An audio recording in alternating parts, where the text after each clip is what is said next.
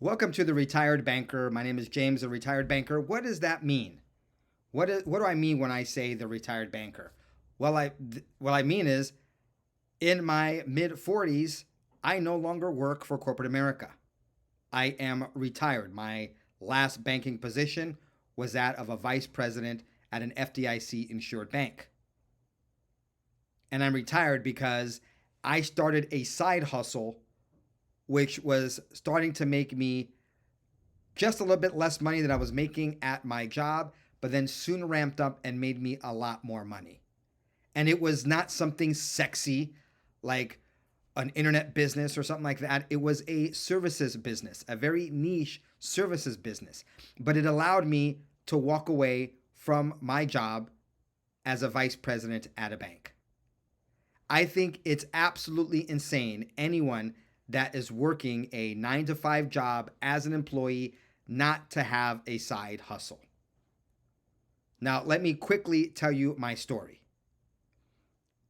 I graduated college with a degree in economics about the time that the com was going crazy. Okay. And I had a great job. I was recruited by Arthur Andersen, a very prestigious firm, was one of the top 5 accounting firms at the time, to work in their Los Angeles practice. I loved the work I did, but I quickly found out that corporate America was not for me. I didn't have an entrepreneurial bone in my body. I always thought I am going to get a college degree like I was taught, get a great job, and then work hard to be successful in that field. And that's what I did. I was on that path. But I found that corporate America lifestyle was not for me, the politics or whatever. And I was quickly disenamored, if that's a word. I was no longer enamored with the idea of working hard to become a partner at the firm Arthur Andersen. Good thing I wasn't, because a few years later, Arthur Andersen ceased to be because a couple of guys in a Texas office, guys and gals, decided to monkey around with numbers with a company you may have heard called Enron, and that led to the absolute demise of the firm. Had I put all my eggs in that basket, I would have been sorely disappointed. But what happened was the dot-com era was blowing up and people were making money. There were literally guys in my firm who started this thing. It was like pressreleases.com or something. And he got a whole bunch of venture capitalist money. He got millions of dollars to start this .com company that supposedly would digitize and email out everyone press releases. I mean, if you remember in the early 2000s, there was a company called pets.com. It was going to be the biggest thing ever. They were just a little early. You were going to buy all your stuff for your pets online. They had a sock puppet. It was a big deal. They're not around anymore, at least not in that iteration.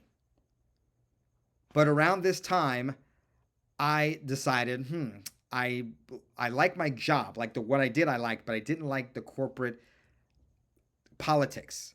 And for the first time in my life, here I was, 25, 26 years old. For the first time in my life, I was like, you know what? I need to do something besides just this job. And I knew that the dot-coms were making money, and I knew that everyone wanted to be online. So I was introduced to a man, Mr. Dennis, who was looking for people that would help market to companies a service where they could be online. I was introduced to the early stages of affiliate marketing, and there was several ways I could make money. But I said, you know what? People in Latin America probably want to be online, but no one's servicing them. And there was someone that worked at Arthur Andersen with me, and that person was from El Salvador. So we said, hey, let's provide this service of building websites and getting people online in Central America. I had lived in Central America for a few years, and this individual was born and raised in Central America. So we went down there and we hit it hard, and we made a lot of money. People in Central America, turns out, were on the internet. El Salvador was a small country, and they had cell phones, and they were very connected at that time. And a lot of the business owners who had family and contacts in Texas and Florida saw the opportunity of getting their business, whatever it was, online for exposure. This is pre-social media. This is pre all of that. This was just the .com era. And imagine it's 2001, 2002, and I have a job that at the time was paying me about $65,000 a year. Pretty good income for 2000, 2001, 2002. But all of a sudden, I had this service I was providing, and people were paying us to put their businesses online. And next thing I know, I'm making $15,000, $20,000 a month in the early 2000s. In addition to my job, I had a side hustle. I just took Fridays off here to do some traveling, Friday to Tuesday.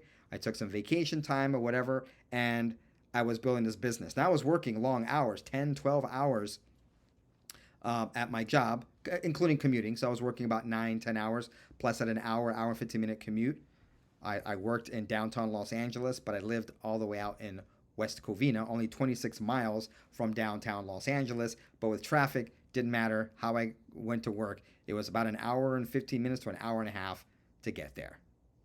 But I'd get home, tell my wife I love her, play with my babies at the time. My 2 oldest were toddlers and infants at the time. And I was like, yeah, I've got to just dedicate an hour and a half. And that's what I did. And on the weekends, really built it, made some connections, made some phone calls, did some emails, said, hey, you want to be online? We can set you up with a website. We can set you up with a .com address. Let's go. And then boom, boom, boom, boom. To the point where I was able to make money so fast and so quickly. I'm not saying that everything is make money so fast. What I'm saying is I didn't jeopardize my livelihood and caring for my family and making my mortgage payment. I just bought my first home in Southern California. And when you could buy a home in Southern California, still only making, and I say only because it's relative in Southern California, so expensive even 20 years ago, even, making $60,000 a year, you could still buy a home. And I didn't sacrifice my income to make an extra income, but it got to the point where I had made about $60,000 in 3.5 or 4 months. And it just seemed obvious that if I left my job and dedicated more time to this side hustle, that I could grow it even further. And I grew it even further for about a year. And then the .com crash happened and everyone was shy and thinking, maybe I don't need to be online after all. The point is this: I was able to escape my job with a side hustle. So I never put my family in the outs. I never put them in any pressure, to not have enough money. Obviously, they had to do with dad and hubby not being around as much because I was trying to build this side business. And I learned a lot of business experience. And when the business failed, that was okay because at the time I hadn't sacrificed my family's livelihood.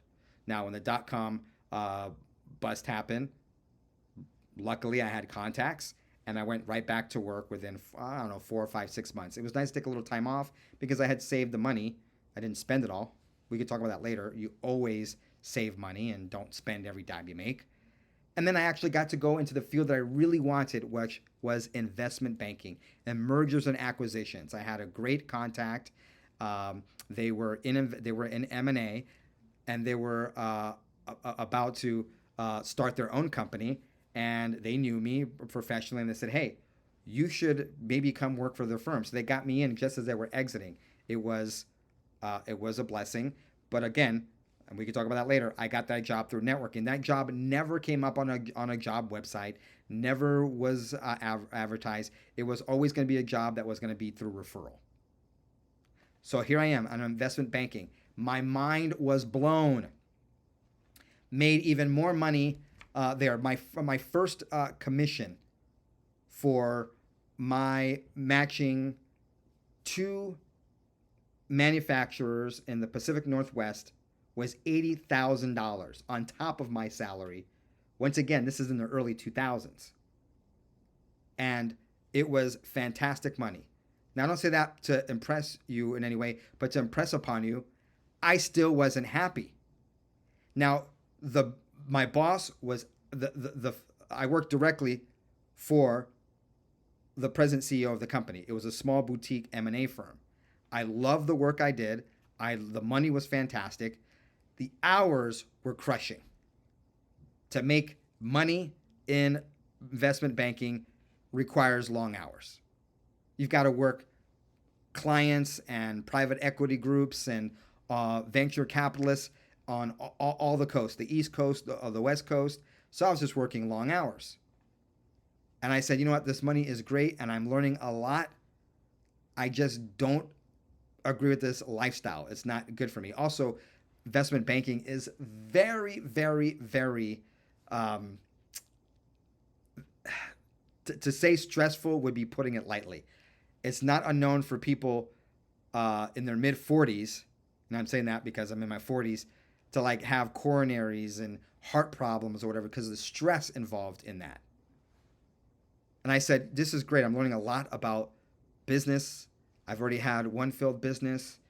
I'm loving what I do. I just don't see doing this long term. Now, we were in the middle in the early 2000s, and 2000, before the 2008, 2009 crash, things were blowing up in real estate. Now, I didn't really want to become a real estate agent. I didn't want to necessarily be in that business. But I knew that if I were in that business, it would open up lots of opportunities. And since I'm a numbers guy, I figured mortgages might be the way to go. And maybe with all this real estate activity, I could be financing people's real estate projects, spec homes. So I wasn't going to be the guy doing KB homes, but these spec home builders that were building 4, 5, 6 houses at a time, or guys that were doing strip mall developments. Well, I could be that guy.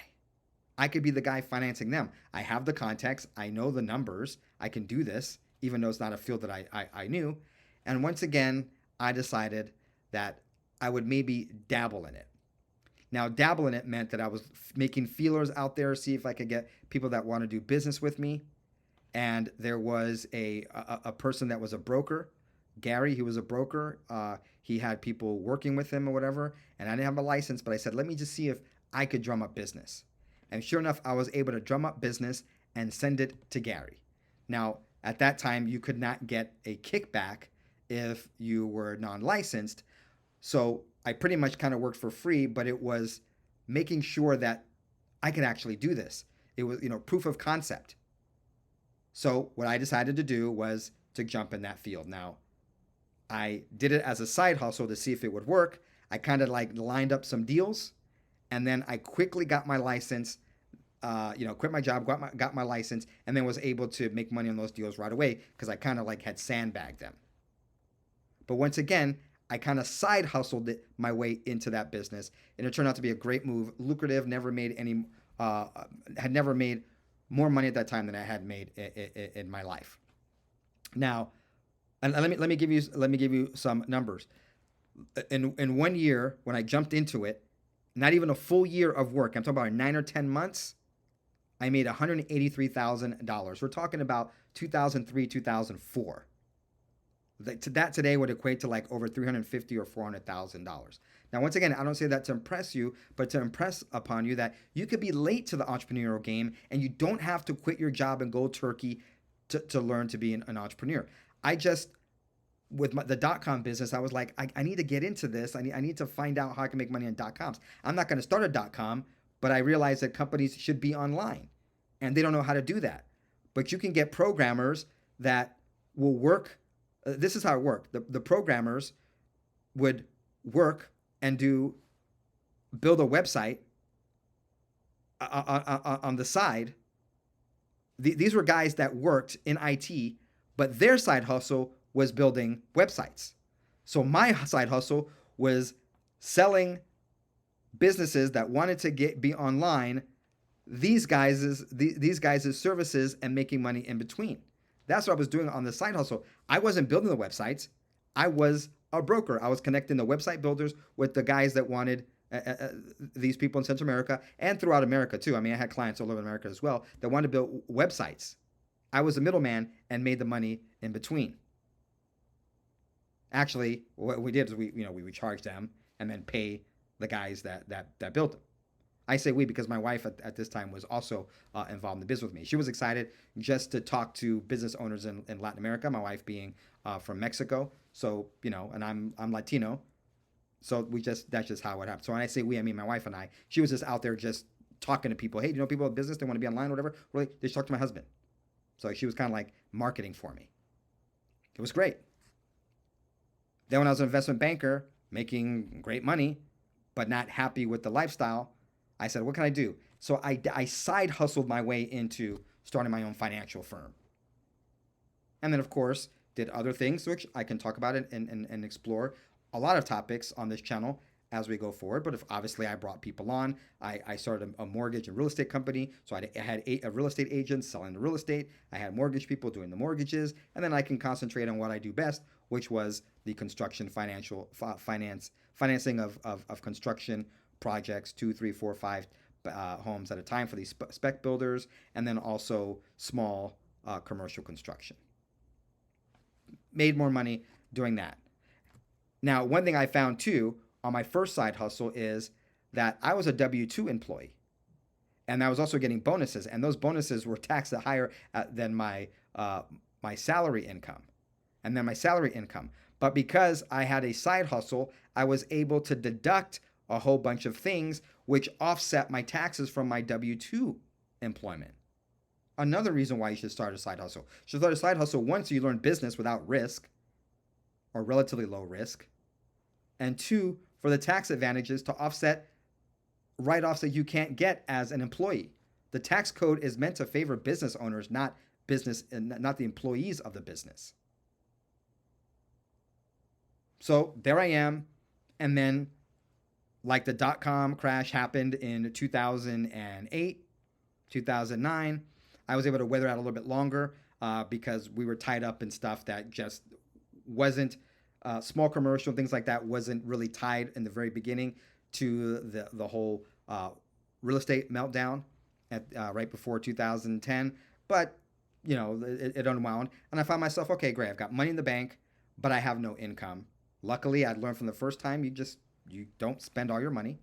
So I was able to take, 8 or 9 months again, kind of like the last time, and decided to go back into accounting and banking. Did a little bit of accounting work, wasn't too happy. Then I went back into banking, and it was great. Worked for a great bank down in San Diego, a small bank.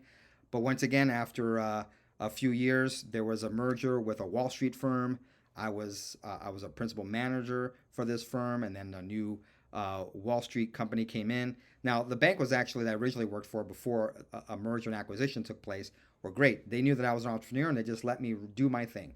They said, okay, this is your branch, this is your division, this is your thing, you just run with it, and they let me do. They let the stallions run. They were very smart executive management team. They hired entrepreneurs and let them do their thing to grow business for the bank. And it was fantastic until another Wall Street company came in and said, no, we want to micromanage you and what have you. And now we're a publicly traded company, so we've got to micromanage and everything is in compliance. And I was the compliance guy for the bank, had several licenses, part of audits and what have you. And I said, you know what? It's time for me to do my own thing again.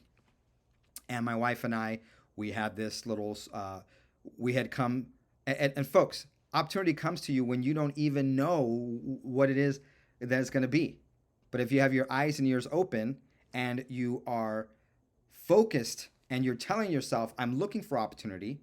Once again, we can talk about affirmations and the reticular activating system, what people call the law of attraction. The law of attraction is not some wonky thing. What it is you knowing what you want.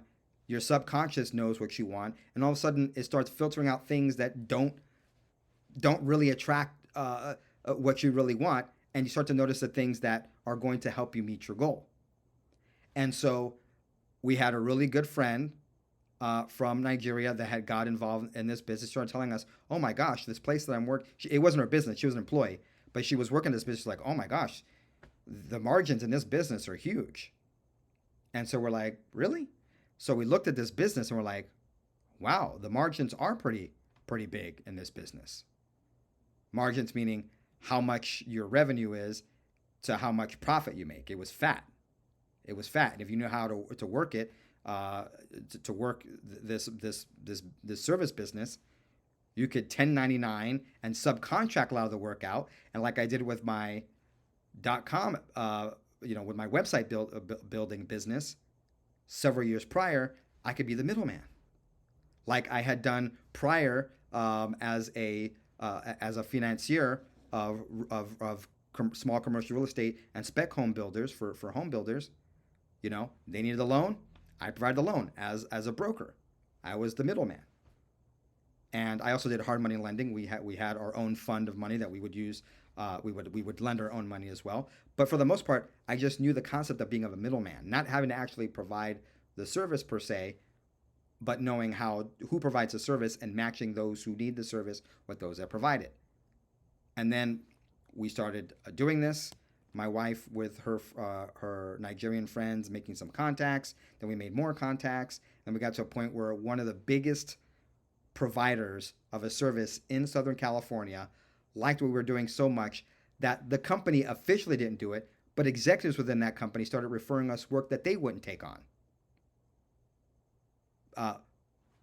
Business that was a little bit more that just wasn't within their realm, but had fat margins for us. And then here I was, a vice president at an FDIC insured bank, starting this as a side hustle, making connections between subcontractors and who needed this service done. We had landed a couple of accounts which were really fat. They were ongoing, meaning that it was going to be a recurring revenue stream for this service. We're like, okay, yeah, I'm just going to work for my job. And because of that, it was just enough to just go, you know what? I could do this. I could do this. It would be worth it to walk away from my job. Did that. And then within a little bit of time, it far surpassed my income. There was just 1 month that was just really big. And I was like, well, if I did that part-time, if I went full-time, I could do this. So I actually worked for a few more months to just make sure that I could pad a couple things, take care of a couple things financially, so I wouldn't have to put in danger like my other savings investment. Just tighten up the belt a little bit. Worked for 3 or 4 more months. Made a little more money and put it aside in addition to our savings. Once again, doing this as a side hustle. And when I saw those 3 or 4, it was more than I would have made in my job over the next 3 or 4 months. And I was like, yeah, it's time to go.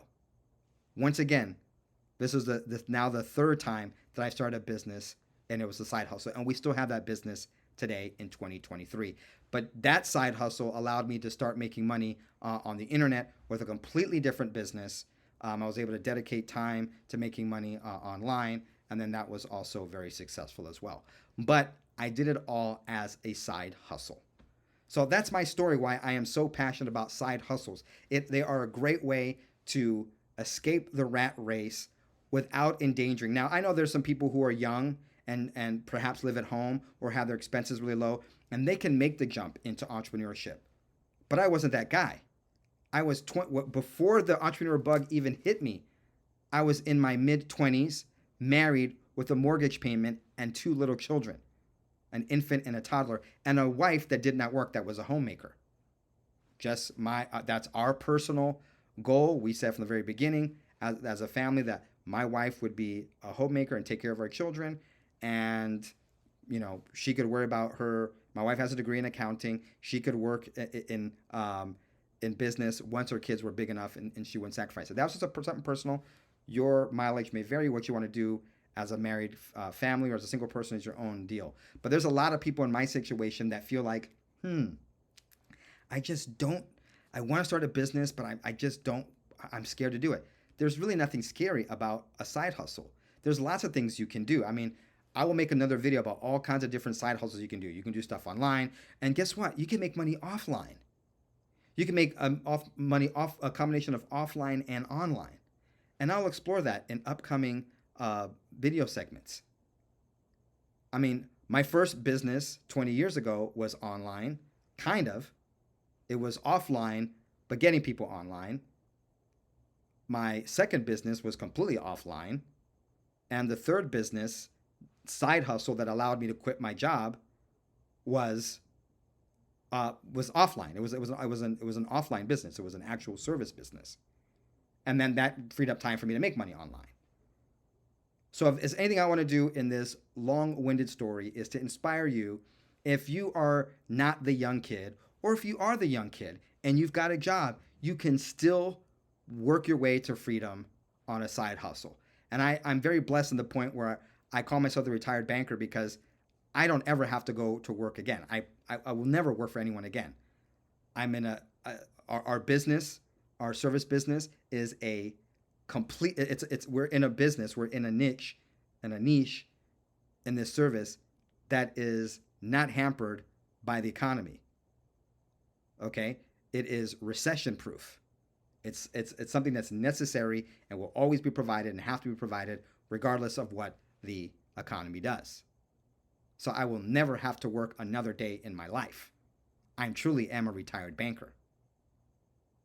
And I hope to inspire you that you can do it no matter how old you are. Remember Ray Kroc, the man behind taking the McDonald's brothers, one little place in San Bernardino in California, to McDonald's is worldwide. Didn't start till he was in his 50s. You can start, you can be successful. Start with a side hustle. Relieve yourself of the stress of going cold turkey and burning your bridges. I'm not saying don't do that, but most people can't do that. You can work your way toward financial freedom and independence via side hustle. Let me know what other topics you'd like me to cover down in the comment section below.